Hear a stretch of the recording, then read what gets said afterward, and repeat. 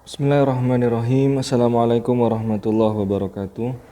Anak-anakku sekalian, kita melanjutkan pembelajaran minggu kemarin. Kalau yang kemarin kita sudah membahas tentang zikir, sekarang kita membahas tentang doa. Baik, langsung saja.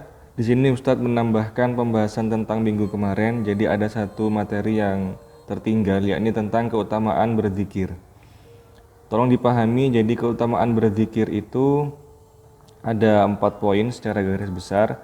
Yang pertama adalah membuat hati menjadi tenang dan damai. Jadi zikir atau mengingat Allah itu bisa membuat hati menjadi tenang dan damai. Ala bidzikrillahi tatmainnul qulub.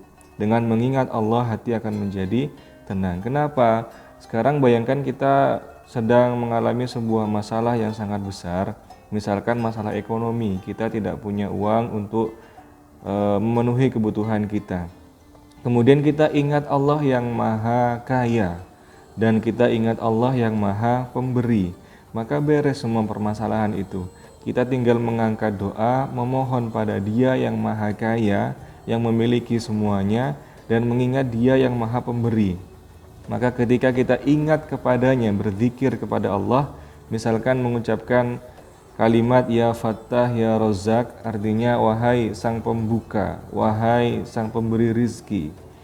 Nah, kemudian kita yakin insya Allah permasalahan ekonomi akan terpenuhi min haitsu la yahtasib, dari jalan yang tidak diduga-duga. Jadi membuat yang semula hati terasa gelisah menjadi lebih tenang. Karena kita ingat kita menyembah Tuhan yang maha kaya dan menyembah Tuhan yang maha memberi. Kemudian yang kedua, mendapatkan ampunan. Ini ayatnya, wadzakirin Allaha katsiran wadzakirati a'addallahu lahum maghfiratan wa ajran 'azima. Laki-laki dan perempuan yang banyak menyebut nama Allah, Allah telah menyediakan untuk mereka ampunan dan pahala yang besar. Jadi memang ternyata hubungan antara hamba dan pencipta itu adalah hubungan cinta. Bagaimana antara yang mencintai dan yang dicintai itu ada ikatan emosional tersendiri. Misalkan ketika kita mengingat orang yang kita cintai, maka dia akan senang jika kita mengingatnya. Mungkin serupa dengan itu. Ketika kita mencintai Allah, ketika kita ingat pada Allah sebagai wujud cinta kita, maka Dia akan senang dan memberikan kita hadiah yang luar biasa. Dalam hal ini adalah apa?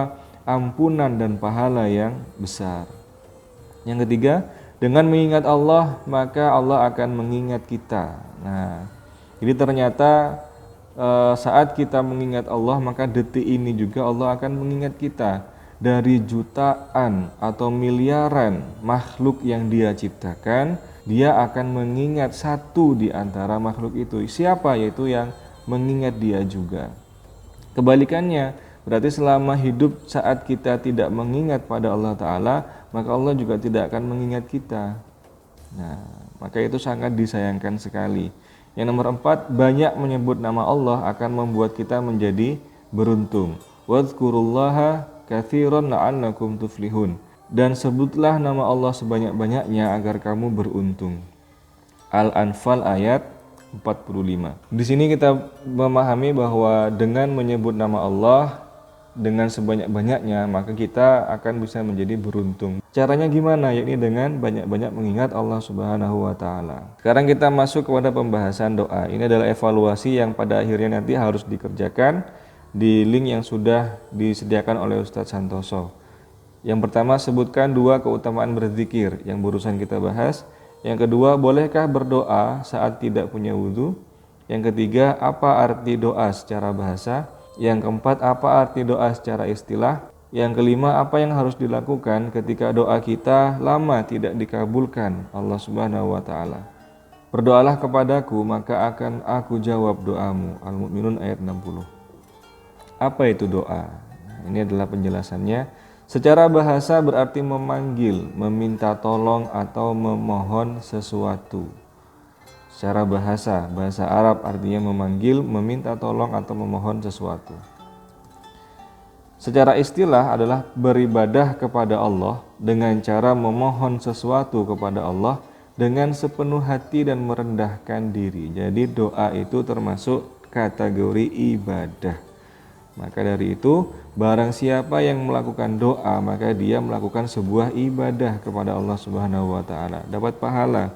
Kita meminta saja dapat pahala. Itu luar biasanya Islamnya.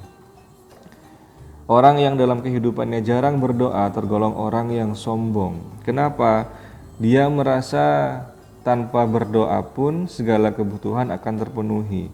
Dia akan memenuhi segala kebutuhan kita. Cuman jika kita jarang menyapanya lewat doa, itu berarti kita sombong. Kita merasa sudah cukup, ngapain berdoa kepadanya. Jangan, na'udzubillah min dzalik. Jangan sampai seperti itu. Adab dalam berdoa, sebaiknya diri dalam kondisi berwudu. Artinya kita dalam kondisi suci karena ibadah, karena kita sedang melakukan sebuah ibadah. Kalau tidak punya wudu gimana Ustaz? Tidak apa-apa. Karena dalam kondisi apapun, karena berdoa ini dimanapun, kapanpun, dan dalam kondisi apapun diperbolehkan. Nomor 2, munculkan perasaan penuh harap kepada Allah dan perasaan bahwa hanya Allah yang bisa mengabulkan doa kita. Munculkan perasaan penuh harap kepada Allah dan perasaan bahwa hanya Allah yang bisa mengabulkan doa kita. Misalkan suatu saat kondisi hati kita sangat gelisah, sangat tidak karuan, sangat tidak tenang, dan kita tidak tahu alasannya kenapa. Kemudian kita berdoa, angkat tangan mohon, ya Rob, hamba mohon padamu, anugerahkanlah ketenangan dalam hati hamba. Doa itu yang bisa mengabulkan hanya Allah Subhanahu wa taala. Kalau kita meminta kepada orang lain, kepada sesama manusia, mana ada manusia yang sanggup memberikan ketenangan pada hati kita? Tidak ada. Hanya Allah yang mampu memberikan ketenangan pada hati manusia. Maka munculkan perasaan bahwa hanya Dia yang bisa mengabulkan. Tidak ada sesuatu pun yang bisa mengabulkan kecuali Dia. Yang ketiga, mulai doa dengan membaca basmalah, dengan menyebut nama Allah, Bismillahirrahmanirrahim. Yang keempat, jangan malas untuk mengangkat kedua tangan di depan dada. Jadi tangannya posisinya di depan dada gini. Kenapa? Karena disejajarkan dengan yang namanya hati. Jadi kita memohonnya itu dari hati, diangkat sejajar dengan dada. Yang kelima, Allah tidak memperkenankan doa dari hati yang lalai. Jadi fokus dan konsentrasilah dalam berdoa atau tidak terburu-buru. Jadi berdoa itu harus fokus jiwanya. Jangan sampai kita terburu-buru karena sudah hafal doanya, kemudian kita cepat-cepat. Ada sebuah ayat, wasta'inu bisobri wassalah. Berdoalah kamu atau memohonlah kamu dalam sabar dan sholat. Ingat, di sholat itu ada kalimat Rabbil firli warhamni wajburni warfa'ni warzuqni wahdini wa'afini wa'fu'ani. Itu doa. Sebaiknya saat kita berdoa seperti itu harus pelan-pelan dengan tenang. Jangan sampai karena sudah terbiasa sejak kecil kita melafadzkan doa itu, kemudian cepat-cepat. Karena cepat-cepat ingin menyelesaikan sholat, kemudian doa itu kita baca dengan cepat. Maka khawatirnya Allah tidak berkenan dengan doa kita yang seperti itu. Doanya terucap cuman tidak sampai pada Allah Subhanahu wa taala. Yang terakhir, menggunakan suara yang lemah lembut layaknya kita memohon kepada seseorang yang sangat kita hormati.